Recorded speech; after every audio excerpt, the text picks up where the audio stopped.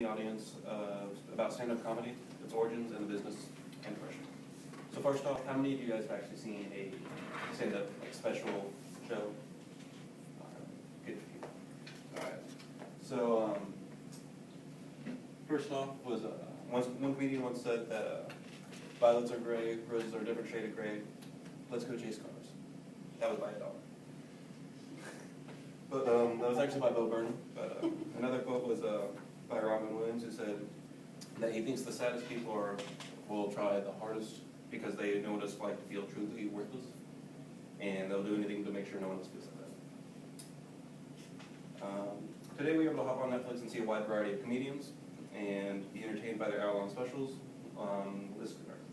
Like Bo Burnham, Russell Howard, Gabriel Iglesias, all popular. Since last year I've written a few articles just because stand-up comedy actually fascinates me. I like it.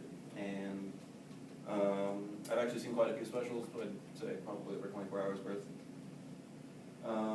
Over the years, the culture of stand-up comedy has come very far and has changed since we worked with the business and so surprisingly depression.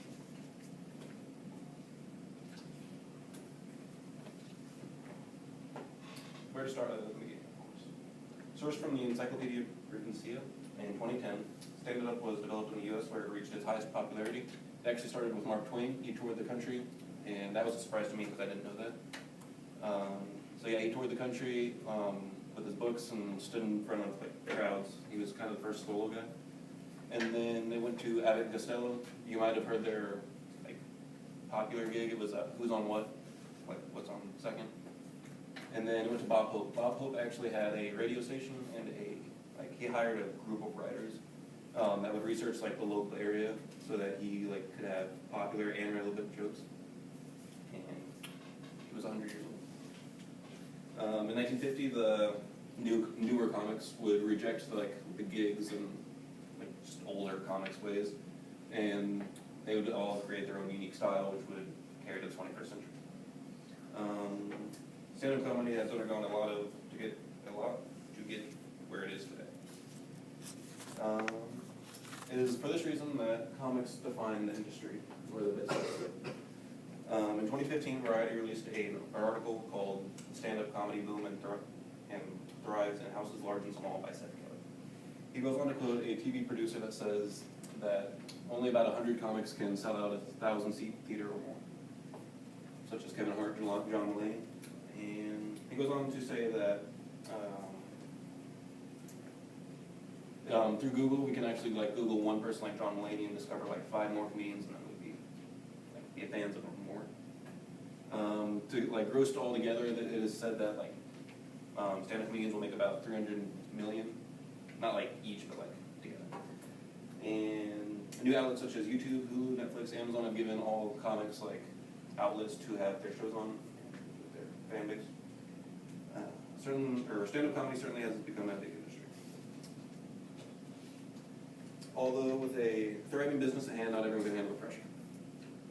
On February 27th, 2014, The Atlantic's Olga Kazan, I'm pretty sure I messed that up, wrote an article called "The Dark Psychology of Being a Good Comedian," and how some jokes may be awful, but that's what comedians do. They make things that are awful funny. But in turn, they can risk being hated or censored. This one is Bo Burnham and his song "Can't Handle This." He is rather young, but he switches from comedy during his song, and he switches to a rant of opinions and how that his biggest fear or problem is actually the audience because he has to please them, and he loves, hates, but has to get along with them. And he even says during the song he will say, "Come and watch the skinny kid." Come and watch the skinny kid who, with a declining sense of health, come and give you what he cannot give himself. That's actually dark in my my opinion, because he's referencing happiness. He's giving you guys happiness. He's making you laugh, and he can't give it himself. So I say he's depressed. And then Robin Williams, I'm sure many of you guys have heard of him. He's a comedian. He was a comedian and actor.